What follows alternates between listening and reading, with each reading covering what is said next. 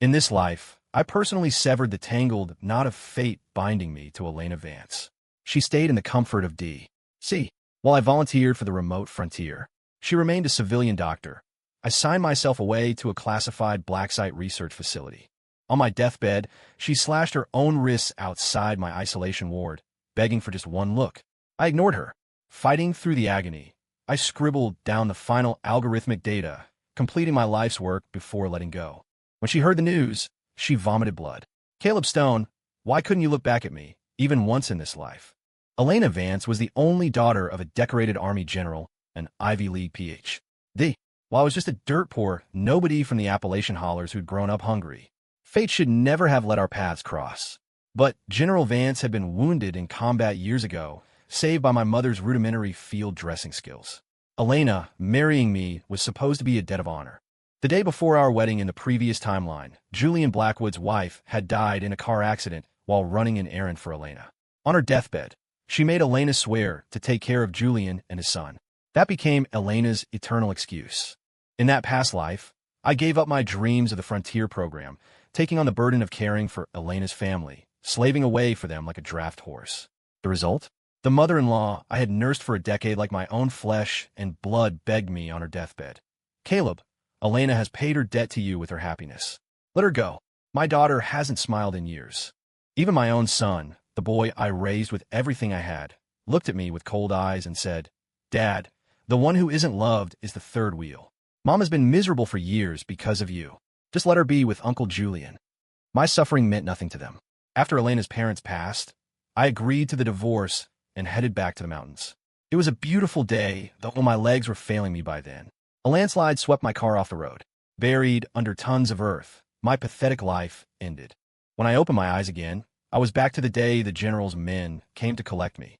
"Mr. Stone, your father passed away 3 days ago.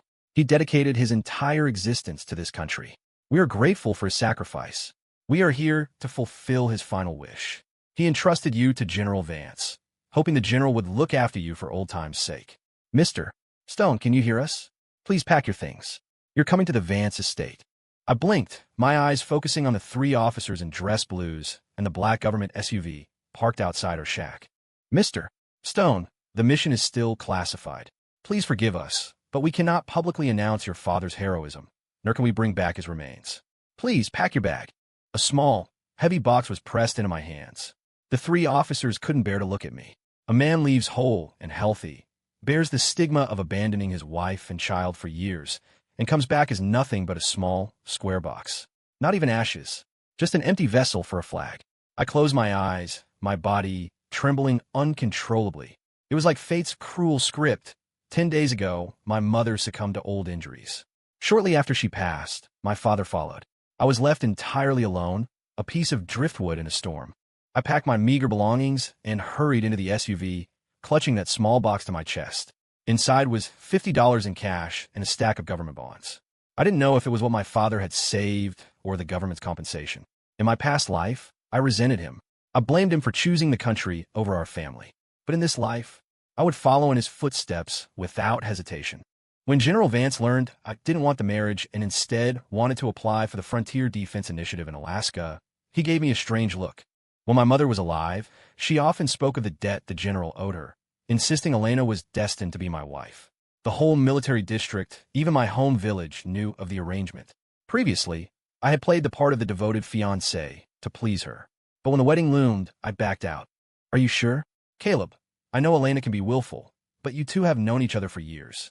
There's a foundation there," General Vance said, looking through me to the ghosts of my parents. "Besides, this was your parents' wish. They wanted you to marry, have children, and live a peaceful life." He couldn't bear to see me step into danger. My father had served under him. My mother had saved him from a burning Humvee. Our fates were tangled. I smiled. "Thank you, General, but my mind is made up. The selection exams are coming up. My target is Alaska. It was the only hope I had in this life."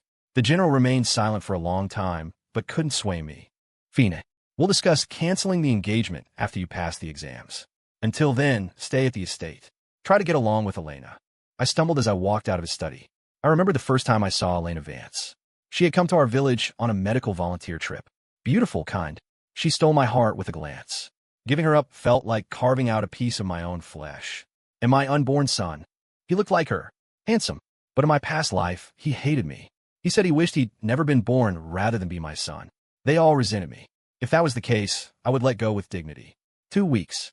Just 2 weeks until the exams, and I would be gone. I walked into the guest room prepared for me and took out my textbooks. Why are you in my house? Elena walked in, bathed in the evening light. She was wearing a stunning designer dress, her hair perfectly curled, her face flushed as if she'd been running. Behind her stood Julian Blackwood in a crisp uniform.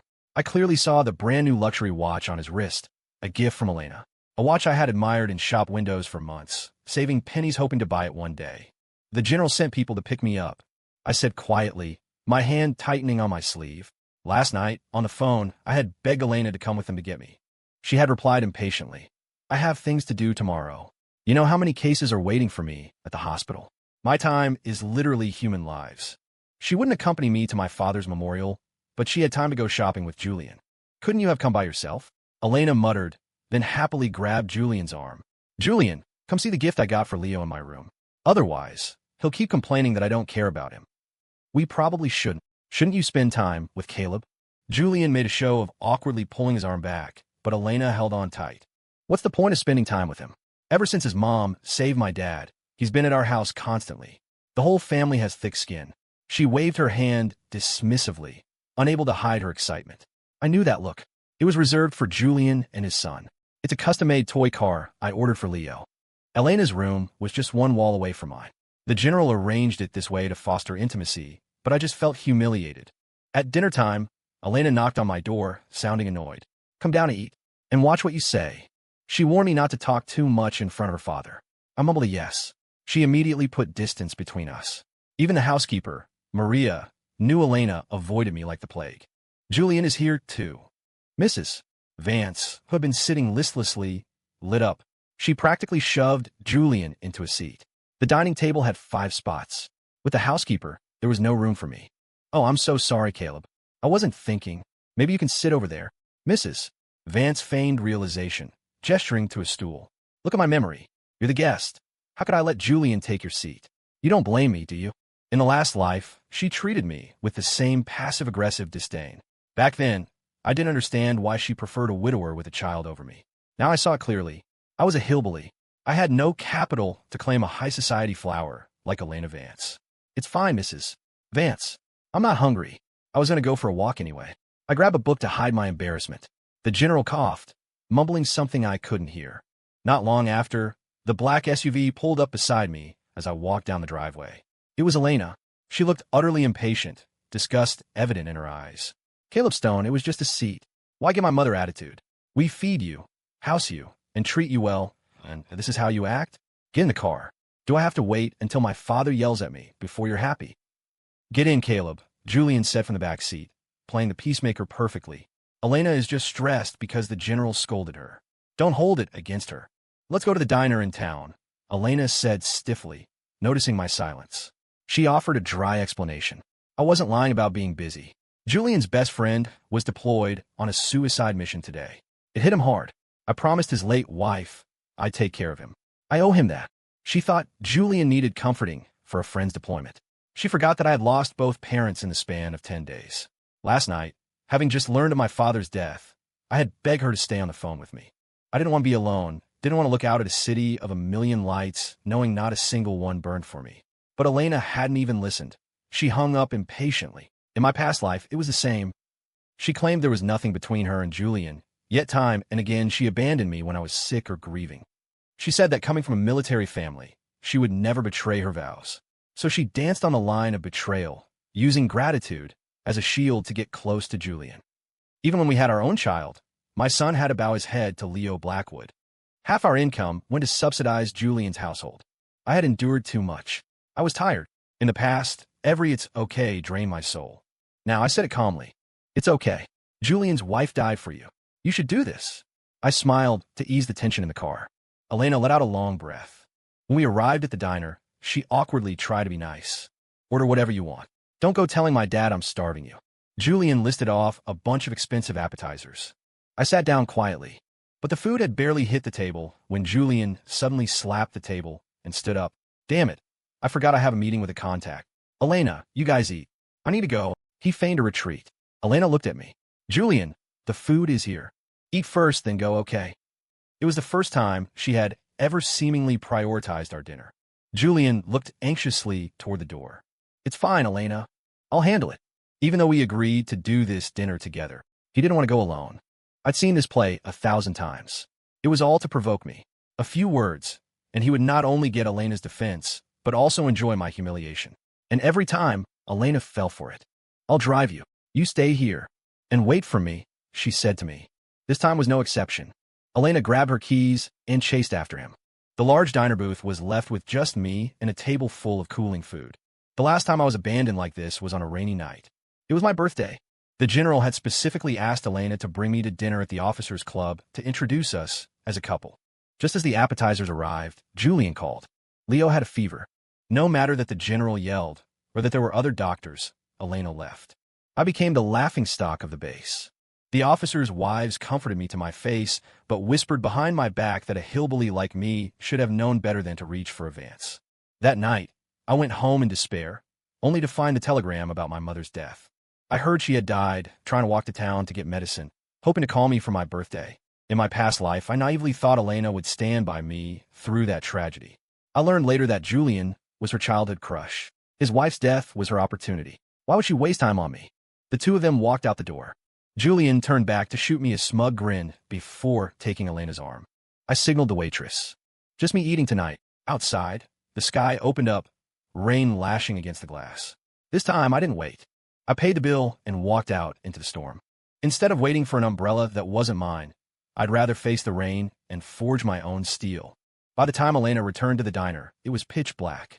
The rain was still drizzling. The waitress pointed to the empty booth. Need me to heat those up? Your friend left hours ago. Elena shook her head blankly. In the past, if she told me to wait, I would wait until the sun burned out. Why did I leave this time? A strange sense of loss washed over her as she sat back in her SUV. The next day, I left early before she could question me. My childhood friend, Buck, was waiting for me at the edge of the estate grounds with a bag of biscuits from back home. I smiled and hugged him. Just you. Where's the fiancé? Buck asked, looking behind me. His face fell. Caleb, give it to me straight. Are the Van Cess treating you bad? I heard from the sheriff you're taking the exams for that Alaska project. Why go so far? Are you running away? Yeah, Caleb. You tell us. We're your brothers. Your folks are gone, but you got us, another friend added, eyes red. I patted their chests. Stop overthinking it. Take me to the sheriff. The sheriff, a mesmerizingly old man who ran our town, usually had a soft spot for me. But when I told him my plan, his face hardened. Boy, what kind of nonsense is this? I'm not saying don't take the exams, but stay in D.C. Why Alaska? Do you know how dangerous that black site work is? You're the only seed your parents left. If you die, how do I face them in the afterlife? No, I forbid it. Smoke puffed from his pipe. I dropped on my knees. Heavy. Please, Sheriff. Let me go. I want to serve the country. I want to finish the road my father started. I have no heart for marriage. Please. My forehead hit the floorboards with a thud. My friends knelt beside me. They didn't want me to go, but they saw my resolve. Fine, fine. The smoke dissipated. The sheriff's hand shook as he patted my head. You're stubborn as a mule, just like your daddy. I stood up and took out half the bonds from a box. A gift for the town that raised me. He refused. As we pushed the money back and forth, Mrs. Vance called the station phone. Caleb, Julian and Leo are coming over today.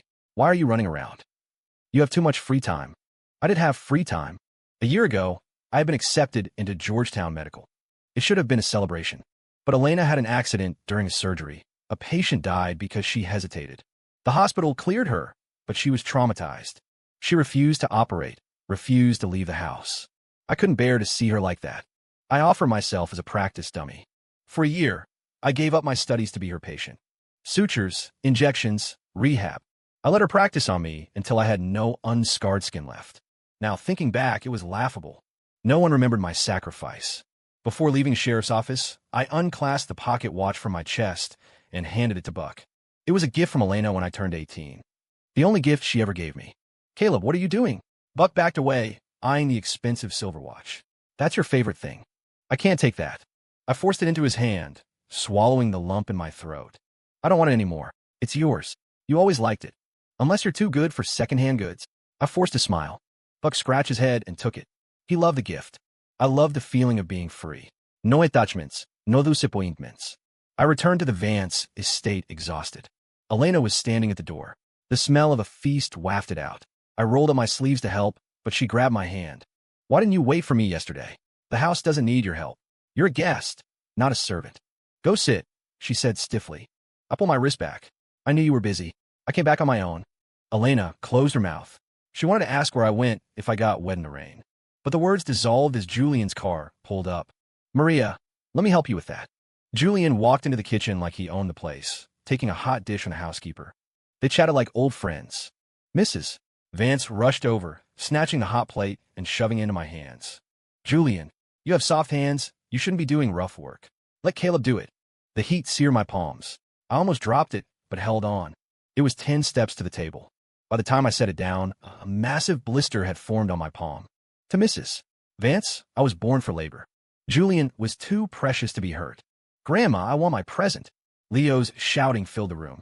I stood aside like an intruder until Elena noticed and pulled me over. Dinner time. I had Maria at a chair. Sit next to me. I stared at her gentle smile for a second before Leo kicked me in the shin. Go away. You're always bothering my mom. This is my spot. He pouted, not caring about my dignity. Mrs. Vance laughed and patted his head, telling me not to hold a grudge against a child. Elena was just as mischievous when she was little, especially those years she studied abroad. Gave me such a headache. Mrs. Vance chuckled. With that opening, Julian launched into a story. It unlocked the floodgates of their shared past. Walking by the Seine in Paris, listening to avant-garde lectures, making promises under foreign stars. In Julian's eyes, that was a history I could never touch, a fortress I couldn't breach. I was just a hillbilly who couldn't understand their snippets of French or their refined romance. Perhaps everyone at the table thought so. No one knew that I had taught myself French and German to read advanced medical journals back in high school. I wasn't stupid. I was just poor. But I had no interest in competing for affection with parlor tricks. As dinner ended, I stood to clear the plates. Elena naturally put her hand over mine to stop me, but her eyes were locked on Julian. I couldn't read her expression fully, but the admiration and affection were unmistakable. It was impressive how she could multitask, loving him while pitying me. Let Maria do it. You have your exams coming up. Study hard, she said. The concern I had once desperate craved now felt like bile in my throat. I gagged, covering my mouth, and rushed back to my room. Elena seemed like she wanted to follow, but her mother said something, and the living room fell silent. That night, unable to sleep, I went to the courtyard for some air. I overheard Mrs. Vance's voice drifting through the window. Elena won't admit it, but anyone with eyes can see she loves Julian.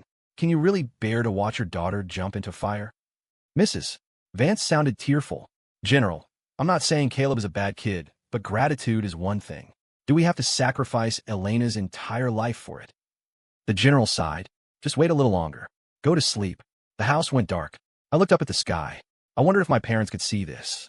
Sometimes, taking the hard road isn't wrong. I just didn't want this marriage to end in tragedy for everyone again. Mom, Dad, you understand, right? A tear slid down my cheek. That night, I dreamed of the past life again. This time, the memories sharpened. The humiliation, the servitude. I woke up with absolute clarity. The dream was over. Elena was sitting in my room when I opened my eyes. I looked at her in surprise. She pointed to the window. Dad said I should take you out. You've been here so long and haven't seen the city, she said. Julian is off today, and my parents are watching Leo. So, the three of us are going out. She ripped the curtains open. I blinked against the harsh sunlight. Get ready. Before we left, Leo hugged both of them around the neck. Daddy, Mommy, go have a nice date. I can take care of myself. He thumped his chest. Elena looked at me awkwardly. He's just a kid. Don't take it seriously. Elena had always resisted this marriage. 2 years ago, when she first found out about the arrangement, she drove all the way to my village to humiliate me. She had screamed, "A toad like you wants to eat swan meat? I will only ever love a man like Julian. You make me sick. Reading books at your age. Do you even understand them?" She had kicked my books into the mud, crushing my pathetic pride. Later, when Julia married someone else, and she developed her trauma, she tolerated my presence out of gratitude. But gratitude isn't love. I couldn't build a life on crumbs. The trip was miserable. Elena went from excited to angry because I was distracted. I wanted to say something, but when we returned home, my words died in my throat. I walked into my room to find chaos. My father's box had been pried open. The bonds were scattered, and on the floor, torn into confetti, was the only photo I had of my parents. I couldn't even remember my father's face clearly anymore. Rage, hot and blinding, surged through me. I grabbed Leo by the collar and roared. "Who told you to touch my things?" I had nothing left. Just that photo. Why did they have to take even that? Tears blurred my vision. Even Elena noticed my instability and stepped forward to calm me. But Julian moved faster. He punched me hard in the jaw. He didn't hold back. I tasted blood, feeling a tooth loosen. "Caleb Stone, I know you don't like Leo, but he's a child. How dare you put your hands on him?" I ignored the pain and looked at the bewildered Elena. "Do you think that too?" That was the only photo of my parents I had left. "Elena, I have nothing. I never expected her love. But in this grand, noble house, was I not even allowed a shred of dignity?" "That's not." Elena started to explain, but I turned and walked away without looking back. After that, my relationship with the Vances hit absolute zero. I slept there, but spent my days at the university lab helping my professor. It was good prep for the exam. Mrs. Vance was delighted I stopped pestering her daughter. Elena, however, acted strangely. She kept coming to my room, trying to corner me. She even cooked for me. It was baffling. When I saw the sweet and sour pork ribs, my favorite, a dish too heavy for the Vance's bland palate, I saw a strange light in her eyes. Elena protected her surgeon's hands like treasures. She rarely cooked, even for Julian. "You don't have to do this," I said, putting a rib in my mouth. "It was actually good. You're my fiancé. I should care about you," she said, eyes shimmering with tears. "Caleb, Julian is deploying soon. You don't have to be so distant. I told Mom to start planning our engagement party. Do you want to go for a walk?" I clenched my fist, laughing internally at the flicker of hope in my chest. 2 lifetimes, and she could still pluck my heartstrings so easily. "I can't. I have things to do tomorrow." I closed the door and pressed my hand against my racing heart, killing any lingering delusion. Surprisingly, the next day, as I went to the exam, Mrs. Vance started buying furniture, just as Elena said. New, stylish pieces. I shook my head. Marriage is easy. She could marry anyone. Julian was a great choice. The exam center was packed. I nodded to my old professor and walked in. Thousands had applied for the Frontier Defense Initiative, but I emerged as number 1. Top scores in theory and practicals. The sheriff, who had come to support me, sighed, unable to argue with the results. Even my professor teared up. The road ahead was dangerous. They wanted me to stay in D.C., marry, and be safe. But the country needed me. "Thank you, Professor. Thank you, Sheriff." I bowed deeply to them, took my acceptance papers, and returned to the Vance estate. The general seemed to already know. He brushed dust off my shoulder. "Let's talk in the study. First, congratulations. First place. I'm proud of you, and your father would be too. But are you sure? Elena has been softening lately. If you want, I can." "No need, General. Thank you. This is the path I chose. The situation is critical. I leave tonight." I had just finished packing when Elena returned. She looked radiant, holding paper cuttings of the double happiness symbol. "Maria, look. I cut these myself. Are they good? I'm going to surprise Caleb with the engagement news." It was the first time I saw genuine joy on her face for me. I gripped my duffel bag, repeating my mantra. Don't look. Don't think. Don't want. "Where are you going?" She caught my gaze, staring intensely at my bag. Before I could answer, the phone rang. A few minutes later, she looked at me awkwardly. "Caleb, wait here for me. Julian has to leave for his mission. He can't take Leo. I have to go pick up the boy. Don't worry, Mom will watch him. You don't have to do anything." She rushed out as quickly as she came. I watched her reflection disappear, smiling bitterly. For a split second just now, I had thought, maybe a life with her wouldn't be so bad. I was too greedy. I walked out of the Vance estate.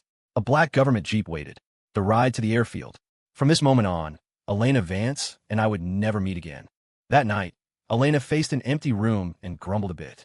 But Leo was throwing a tantrum, so she assumed I had just gone home for a few days because I was sulking. But that night, she had a dream. In the dream, I begged for the marriage like a dog. I succeeded. We had a son named Little Treasure. But the Elena in the dream was monstrous. She siphoned our money to Julian's family. She took Little Treasure's food and gave it to Leo. In the dream, I cried and asked her if she even wanted our child. She called Little Treasure a bastard. In that toxic environment, our son grew to hate me, hating his weak father who couldn't protect him. Unlike Leo, who got everything he wanted without trying. In my old age, broken by years of hard labor and serving her family, my legs failed. Elena took her pension and lived out her golden years with Julian. I lay alone in a hospital bed, often starving because no one came.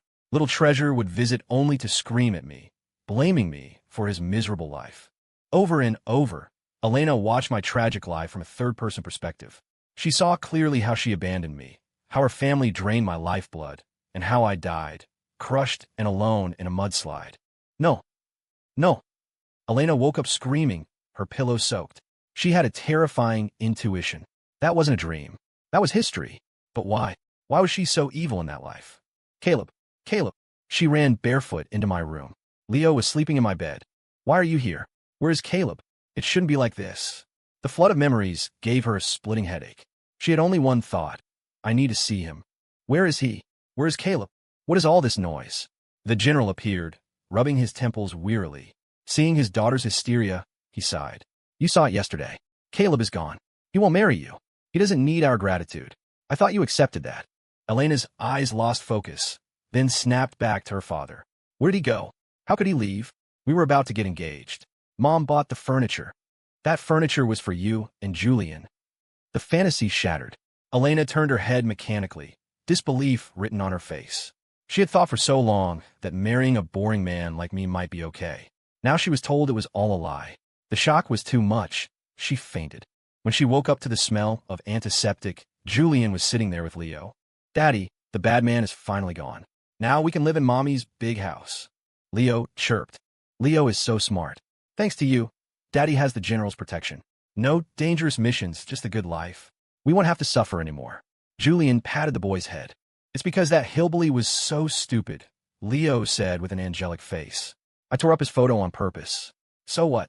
Mommy will always be on my side. He called Elena Mommy now, not Annie. Elena covered her mouth, stifling a sob. For the first time, she saw the child she had doted on for what he really was. She saw the man she had loved since youth clearly. How many stupid things had she done to let these parasites walk into her home and think they owned it? Mommy's awake. Leo ran over. Mommy, you worked hard. When I grow up, I'll take care of you. Julian smiled and reached for her face. She dodged him violently. He froze. After finally getting rid of me, he thought he had won. Seeing her reaction, he panicked. Elena, what's wrong? I know Caleb left. Don't worry. I'll take care of you, just like you took care of us. He made a solemn vow. Elena wept. These were the people she had cherished, and they were rotten to the core. Julian Blackwood, take your son and get out. I'll ask my father to find you a desk job somewhere far away. I owe you nothing anymore. Her tears soaked the pillow. Leo stomped his foot. Mommy, did the hillbilly say bad things about me? Don't you want Leo anymore? His crying was deafening. Elena looked at him with detached irony. You used this routine to make me soft before. Just like the photo. I always said you were just a child, but you have more schemes than an adult. I'm not your mother. Julian, take him and go, or I will make this ugly. For years, Julian had used every excuse to dodge deployment. Leo was too small, the house needed him. But who didn't have family? She had been blinded by love, aiding a coward and hurting a good man. What are you saying? Mrs. Vance walked in. She wanted to defend Julian. He was better than a poor hillbilly, after all. Mom, you treated Julian like a king and Caleb like trash all these years. Have you forgotten? Without Caleb's mother, Dad would be dead. You despised him for being poor, but without his family sacrifice, we wouldn't even exist. Elena felt despair. If they were this brazen in front of her, what had they done to me behind her back? Get out, all of you. She used her influence to have Julian transferred to a remote post in the Midwest, then began her long search for me. But my project was top secret. She looked for 3 years. Life at the frontier was hard but satisfying. The research consumed me day and night. Knowing I was contributing to national security filled me with peace. Unexpectedly, she actually found the facility. 3 years later, I don't know how she got clearance or found the location, but I was calm. When we passed each other in the hallway, I felt nothing. Caleb, a colleague, noticed my reaction and nudged me. I shook my head. For the first time, I realized that climbing high was the best defense. Only by ascending could I stop her harassment. She couldn't reach me. 20 years flew by. I took over my mentor's position, becoming a key asset protected by the state. Elena had managed to get transferred to the facility as a staff physician. She could finally walk the same halls as me, but I never acknowledged her existence. Until the day my body finally collapsed under the strain of high-intensity radiation and work. Elena knelt outside my isolation ward, begging to see me. Caleb, please, just let me see you once. I beg you. The noise outside was unbearable. I frowned, gripping my pen. Tell them to be quiet. It was the premonition of death. I was dying, but I had one last set of data to verify. I couldn't leave it unfinished. Separated by a wall of glass and steel, Elena took a scalpel and slashed her wrist, cut after cut. Let me see him. Dr. Van, stop. He's doing his final work. Everyone was weeping, but in my mind, there were only cascading numbers. When I wrote the final digit, I gasped for air, lying back on the sterile bed. I reviewed my life and closed my eyes with satisfaction. This time, the oncology protocols I developed would save millions. Those suffering in pain would have a chance to live. Caleb Stone. In my final moments, I saw Elena, her hands covered in blood, pressed against the glass. I saw my colleagues, my comrades in arms. It was a good day to die. The sun outside the facility was blindingly bright. I felt warm. The flag flying at half-mast in the courtyard was the red of my blood, the anchor of my faith. This time, I didn't shame my parents. The Stone family paid its debts to the country in full. On the other side of the world, a woman with graying hair wept on my grave. I heard her whisper through the veil of death. Caleb Stone, why couldn't you look back at me, even once in this life? Her voice was so hoarse, she could no longer cry. Indeed, in this life, the person waiting at the end was not me. Story complete.